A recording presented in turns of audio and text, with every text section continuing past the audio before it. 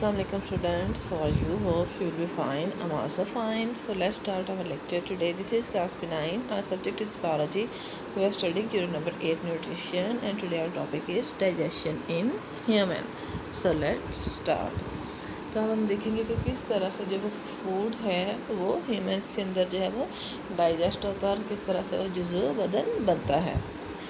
तो हम जानते हैं कि जो हमारे सेल्स हैं उनको oxygen, water, salts, amino acids, simple sugars, fatty acid, vitamins, इन सारी चीज़ों की ज़रूरत होती है। ये सारे जो है सेल मेम्ब्रेन से क्रॉस करके सेल में एंटर हो जाते हैं।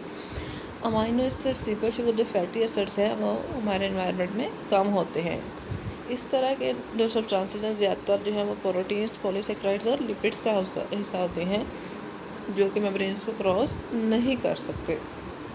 तो यहाँ पे क्या ज़रूरत है कि इस तरह के जो लार्ज और नॉन डिफ्यूजिबल मॉलिक्यूल्स हैं इनको स्मॉलर और डिफ्यूजिबल मॉलिक्यूल्स में कन्वर्ट किया जाए ताकि वो क्रॉस मेम्ब्रेन्स को क्रॉस कर सकें। तो ये कैसे होता है? ये डाइजेशन के ज़रिए से होता है।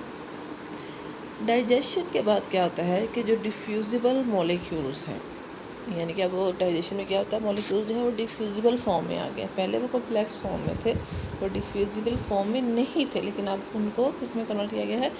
डिफ्यूजिबल फॉर्म में। तो अब वहाँ से वो डाइजेस्टिव सिस्टम के जरिए से बॉडी के डिफरेंट पार्ट्स होते हुए ब्लड तक पहुँच सकते हैं। यहाँ पे इनको स्टिमुलेट किया जाता है ताकि उनसे एनर्जी हासिल कर सके और हमारा स्ट्रक्चर जो है उसको बनाया जा सके।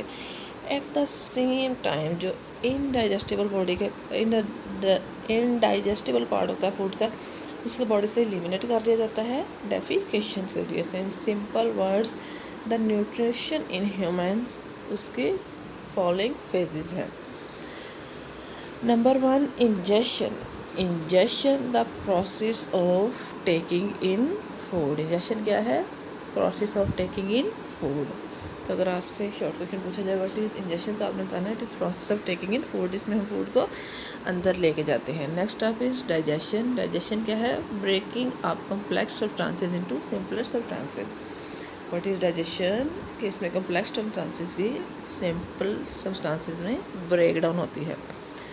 Third steps is absorption. Absorption में क्या आता है कि जो डाइजेस्टेड फूड है उसकी ब्लड और लिम्फ में डिफ्यूजन होती है। एब्जॉर्प्शन क्या आता है कि जो डाइजेस्टेड फूड यानी कि वो फूड जो कि हज़म शुदा है उसकी ब्लड और लिम्फ में डिफ्यूजन हो रही है। नेक्स्ट आप है असिमिलेशन, यानी कि जुज़्वे बदन बनना। इसमें क्या होता है? कन्वर्जन हो रही है एब्जॉर्ब सिंपल फूड की कम्प्लेक्स सब्सटेंसेस में, और वो क्या मिलके बना रहे हैं? वो मिलके बना रहे हैं बॉडी, यानी कि इसमें असिमिलेशन में बॉडी का पार्ट बन रहा है, constituting the body. Next up is defecation. Defecation क्या? It is the elimination of undigested food. इसमें जो गैर हजमशुदा फूड है उसको बॉडी से बाहर निकाल दिया जाता है।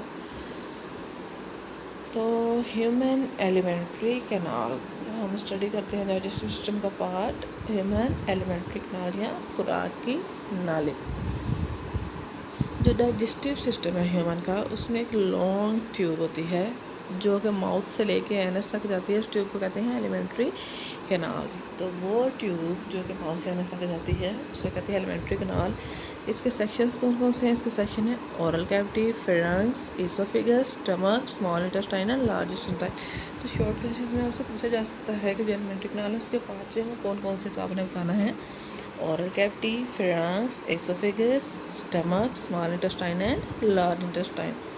इसके अलावा इसके साथ बहुत सारे ग्लैंड्स भी होती हैं एलिमेंट्री कैनाल्स के। तो 3 तरह के ग्लैंड्स के साथ ऐड होते हैं, सलाइवरी ग्लैंड्स, पैंक्रियाज और लिवर। तो ये भी आपने याद रखना है कि कौन से 3 तरह के ग्लैंड्स के साथ ऐड होते हैं, salivary glands, pancreas and liver. हम जो है डाइजेस्टिव सिस्टम के स्ट्रक्चर फंक्शन को स्टडी करेंगे कि किस तरह से जो एक वाइट है ब्रेड का वो डाइजेस्ट होता है और किस तरह से स्मॉल मॉलिक्यूल्स जिस तरह amino acids, fatty acid, vitamin, salts और वाटर वगैरह हैं वो सेल्स को प्रोवाइड किए जाते हैं। So let's start oral cavity. Oral cavity का क्या फंक्शन है? Selection, grinding, partial digestion. तो ये ओरल कैविटी का फंक्शन है। आपसे शॉर्ट क्वेश्चन में भी पूछा जा सकता है what are the functions of oral cavity? Selection, grinding and partial digestion. It is the space behind mouth, यानी कि माउथ के पीछे ये स्पेस होती है और इसके बहुत से इंपॉर्टेंट फंक्शन होते हैं। Food selection is one of them में से एक फंक्शन इसका क्या है, फूड की सिलेक्शन है। जब फूड ओरल कैविटी में एंटर होता है तो उसको चखा जाता है और इसको महसूस किया जाता है। अगर इसका जायका जो है वो सजेस्ट करे कि ये ओल्ड है, ये बहुत पुराना है, तो हम इसे रिजेक्ट कर देते हैं।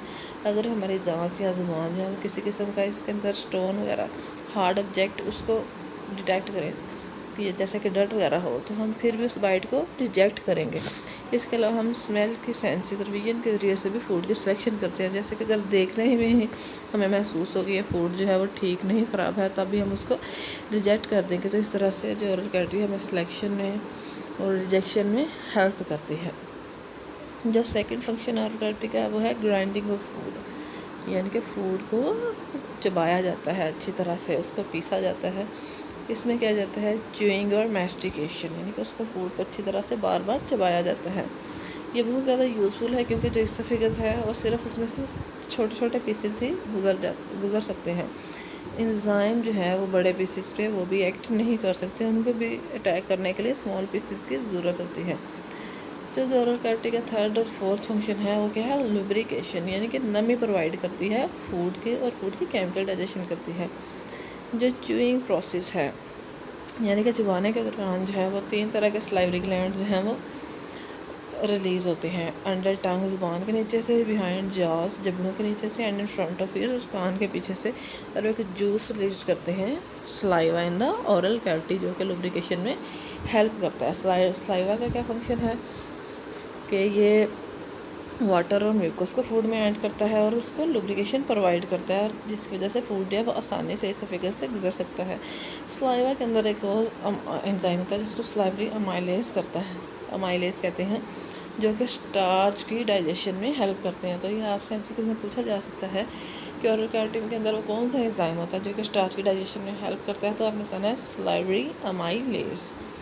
और इस चबाने के प्रोसेस के दौरान जो लुब्रिकेशन और सेमी डाइजेशन के दौरान जो फूड के पीसेज हैं उनको रोल अप किया जाता है ज़ुबान के जरिए से स्मॉल स्फेरिकल मॉस में, जिसको बोलस कहते हैं। यानी कि जब हम अपने गले से निगलने लगते हैं फूड के, तो उस दौरान जो उसकी फॉर्मेशन होती है उसको बोलस कहते हैं। हम इस बोलस को निगलते हैं और इससे इसोफेगस तक फेरेंक्स के ज़रिए से ले जाते हैं। So this was about today's lecture. I hope you must have understood this very well. Still, if you have any confusion, you can again ask me. Thanks and take care.